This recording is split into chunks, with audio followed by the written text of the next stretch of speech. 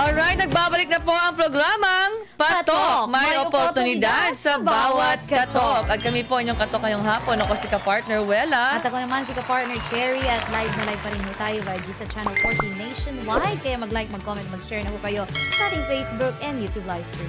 At mayroon tayong special na mga kasama. Ang sabi dito, from salesman to CEO. Sino ba siya, ka-partner Cherry? Yes, mga ka-partner, handa na ba kayo sa isang kwento ng tapang, tiyaga at paniniwala sa sariling kakayahan? Ay mula sa negatibong opinion hanggang sa pagiging inspirasyon sa larangan ng real estate, he turned doubt into destiny. Siya ang haligi sa likod ng MCR Realty Ventures OPC at sa loob lamang ng 3 taon na itatag niya ang pangalan sa industriya sa pamamagitan ng perseverance, consistency at malasakit sa komunidad. Let's welcome the man who proves that no dream is too far when you work hard for it. Kapartner, Mark Garcia Rinos. Welcome po sa pagkakataon po pang mag-shoutout, magpasalamat po. Especially those who are with you behind the scenes. Hello, magandang umaga po sa inyong lahat and maganda ka-partner Will and ka-partner Cherry. And well, thank you po sa DZR Sunshine Radio 1026 Manila for giving us opportunity po. Again, ako po si Mark Garcia Rinos and ang presidente po ng MCR Realty Ventures OPC. So, ang line of business po namin ay real estate at ito po ay nakalagak dito po sa Antipolo, Rizal. So lahat ang proyekto po namin ay base po sa residential lots and soon housing lot po. Ayun. So, kaunting kwento muna, sabi dito from salesman to CEO. Ano yung mga lessons na nakuha mo nung salesman ka, ngayon na isa ka ng CEO? Para po sa lahat, nagsimula po ako bilang isang salesman OFW sa Saudi Arabia. So, tendero ng cellphone. So, nangarap po at by year 2017, so nagkaroon ng recession sa Saudi Arabia po. So, sa kalungkutan is magsara po yung company namin and then na way back po ako sa Pilipinas ng 2017. That's the time po na pumasok ako ng call center agent. After that, nag-pandemic po tayo. Doon po ako napasok sa real estate. So, sa real estate, ever since po simula ako nagtrabaho, passion ko talaga ang sales industry. So, nagkaroon ako ng pagkakataong pumasok sa real estate. And sabi nga nila, if God's will, then lahat ng blessing is naaayon sa tamang panahon. So, sa loob lamang po ng maikling panahon, binigyan ako ng pagkakataon ng Panginoon na may pakita yung galing ko at yung satisfaction ng serbisyo. Doon ko nakuha yung mga tiwala ng mga kliyente namin. So, at that time, sabi nga ng mga kliyente ko, buong buhay mo nagtitiwala ka, nangangamuhan ka. So bakit hindi mo simulang magtayo ng sarili mong negosyo? Nag-risk ka na ibigay mong tiwala sa mga boss mo. Bakit ikaw ayaw mong mag-risk? Ang lagi kong katwiran nun is wala po akong puhunan eh. Kailangan ng malaking puhunan sa negosyo. Sabi ng isang kliyente ko, walang nagsisimula sa malaki, lahat nagsisimula from the scratch. And kung di mo gagawin ngayon, kailan pa? At baka wala ka ng pagkakataon. Yun po. Yun ang isa sa mga napag-usapan natin kanina, yung kung gusto mo magsimulang manegosyo, simulan mo na agad. Yes. Opo. Pero may mga challenges ba nung una o parang madali na lang para sa'yo? Ka-partner Will, actually po, alam po ng lahat ito. So, pag nagsisimula tayo from the scratch, yung wala ka pang pangalan, andun yung discrimination. So, yung, ano bang napatunayan nito? May nagawa ba to? O, baka scam to. So, hindi maiwasan na dadamay tayo sa mga maling gawain ng mga kababayan natin. Pero ika nga, sabi nila, lahat ng negative feedback sa'yo, gawin mong inspirasyon. It's a kind of fuel na pwede nating ipakita na it's only about the opinions or mananatiling opinion na lang yon. Kasi those na nagtiwala sa akin, sabi nga, if you trust God, then ipabaya natin sa Kanya lahat. Just show the confidence, the ability. Yun kasi ang unang panghahawakan ng mga tao yung trust. So if someone will risk, then I will take the opportunity. So para sa akin po, hindi man madali yung natahak ko for the first sa unang taon ko sa negosyo. Pero sa lahat ng mga negative distraction na dumating po sa akin sa pagsisimula ko sa negosyong to, nag-serve ito as fuel sa akin. Hanggang ngayon, nag-iisa lang ang confidence ko sa Panginoon. So, lahat yun inaanay ko. Dahil nga sa Kanya, wala itong MCR.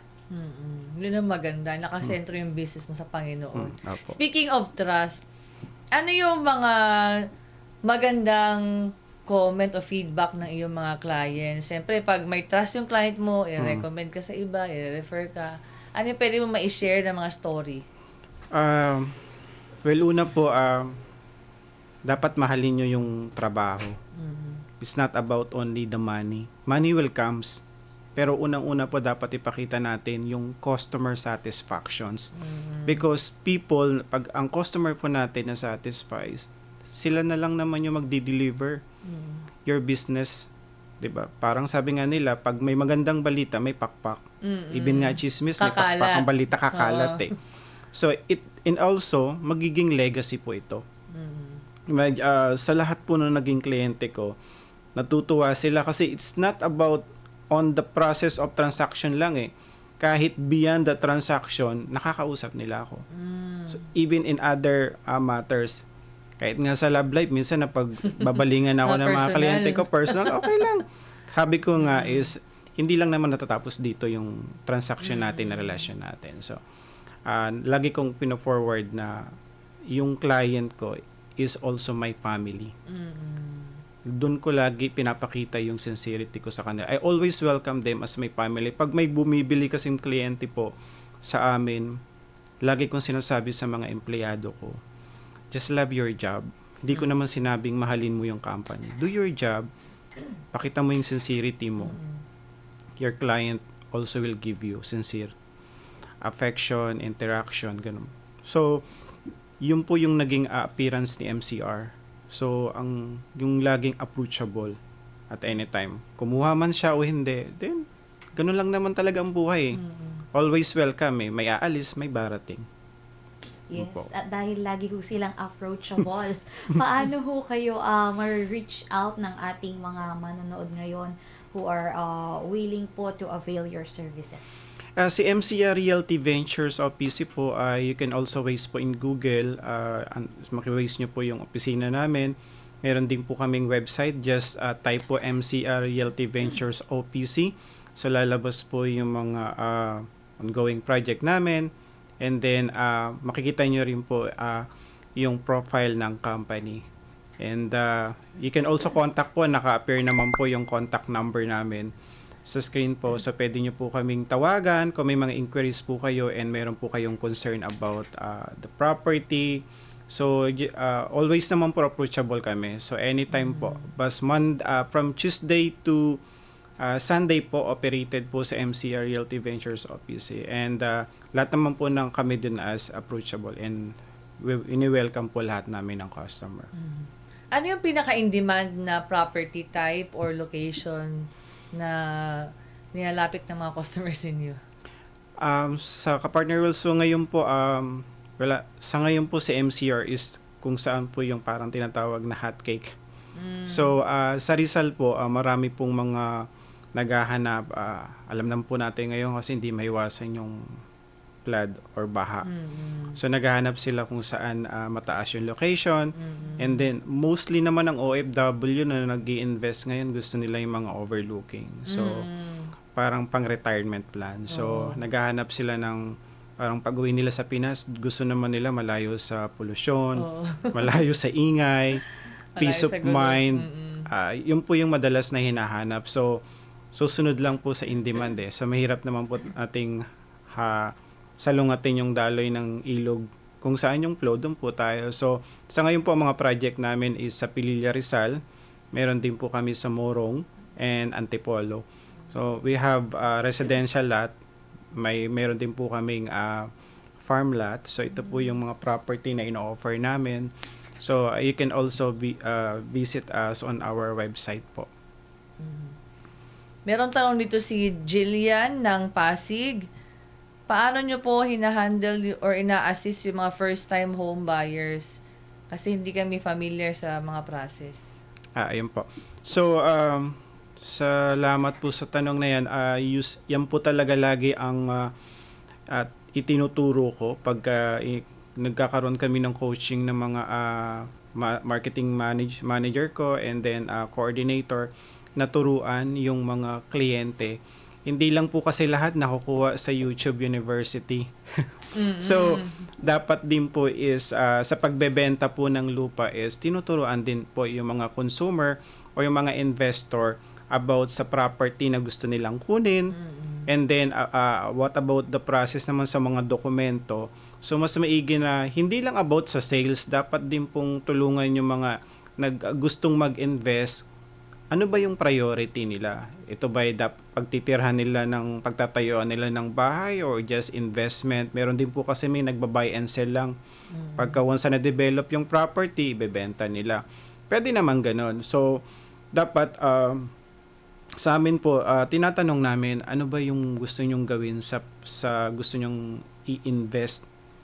Gusto nyo po bang pag-invest ng lupa, it takes time naman po eh. So, pero hindi matutulog man po yan ng a year, pero rest assured po, nadodoble, triple or times 5. Minsan po, 100 times po ang increase ng na-invest nyo sa property. So, for example, sa Antipolo, may client po kami nag-invest, pagtatayuan niya ng bahay. So, malaking tulong sa kanya. Binili niya ng halimbawa po, binili niya lang ng 5,000, naibenta niya ng 10,000 per square meter. So, ganun po, times 2 yung po yung kinita niya. Pero ang tanong lang po doon lagi, tinutulungan namin yung mga kliyente, kaya po ba ng budget? Or baka impulsive buyer lang kayo dahil nagustuhan niyo ng property. Oo, mga impulsive buyer, maraming ganyan. Meron po. So, dapat yung sincere sa buyer para natutuwa siya na it's not about only the sales. Dapat din po na turuan natin o tulungan natin yung mga kliyente natin na kung kaya, then we can proceed. So, wala namang sapilitan eh. May mga time kasi na alam naman po lahat ng iba, yung basta makabenta lang, kawawa naman po yung buyer. So, dapat po may malasakit din naman sa ulip. Balita ho namin kayo ho ay napakamatulungin ho, ka-partner. Oo, bukod ho sa inyong kliyente, meron din daw ho kayong MCR Foundation. Very active daw ho kayo dito. Paano nyo ho pinagsasabay yung pagiging business leader at pagiging active ho dito sa MCR Foundation po? Ayun po, ka-partner Chair. So, nung nag-start po ako dito, sabi ko nga kanina, lahat is inalay ko sa Panginoon. So, sabi ko, kung ano man blessing na matatanggap namin, is isi-share namin to sa lahat nangangailangan. So, every year, nag-share po kami ng mga foods sa mga informal settler, sa mga malayo po sa kabiasnan. And then, tumutulong din po as MCR doon sa mga kabataan. So, like mga school supplies. So, nakapag-supply kami sa Leyte, ng schools last enrollment, nakapagbigay kami from grade 1 to grade 6 ng school supply. Then dito naman po sa Antipolo, nakapagbigay kami ng mga food supply sa Barangay San Luis. Then sa Barangay Bagong Bayan Pililla, nakapagbigay din kami ng school supplies and then po, food supplies po. At marahil yan yung dahilan, no, kung bakit kayo makakatanggap nitong upcoming awards ng MCR sa Legacy Awards on August 15. Malapit na. Maari nyo ho ba kaming masabihan patungkol dito at maimbitahan din ho yung ating mga manonood? Well, una po, guys, ko pong magpasalamat sa Panginoon at sa station na po ito dahil katulad ko po na nagsisimulang entrepreneur ay na-appreciate. So, binibigyan ng pagkakataon na makita po sa larangan po ng industriya dito sa Pilipinas. Hindi lang yung malalaki, kundi pati po yung mga nagsisimula. So, sa totoo lang po, hindi ko akalain na mapipili si MCR Realty Ventures na mapangaralan ng ganito pong this coming Friday po. As Legacy Award po. So labis po ako nagpapasalamat sa management na napili si MCR. And dito po sa station niya, marami pong salamat. So, nais ko lang po ipakita sa iba na kung talaga pong yung trust, yung serbisyong ipinapakita niyo po sa mga tao, lalo na sa business na itatayo niyo po, dapat po maging honest lang po tayo. Kasi if iba po yung pakay natin, hindi po yung magwawagi at hindi po magbubunga yon. So, be truthful lang po, confidence, learn sa papasukin yung business. Andun po laging sincerity. And pinaka-last po is dapat po lahat natin inaalay sa Panginoon kasi only God's know sa mga mangyayari po. Ayan. Napakarami lesson na nakuha natin doon. Ayun, ang kulang na ating time. Yes. Magpa-part 2 na lang tayo doon sa Sige po. awards. Oo. So mga kapartner, yan po ang ating nakasama ngayon. Si kapartner Mark Garcia Rinos, President ng MCR Realty Ventures, OPC. Sana po ay marami tayong na-inspired na mga gusto ring magkaroon ng kanilang sariling negosyo. So time now is 36 minutes after 1 in the afternoon. Mamaya isa na namang special na panauhin natin mga kasama sa pagbabalik yan ng Patok. May oportunidad sa bawat katok. Huwag bibitiw, magbabalik ang Patok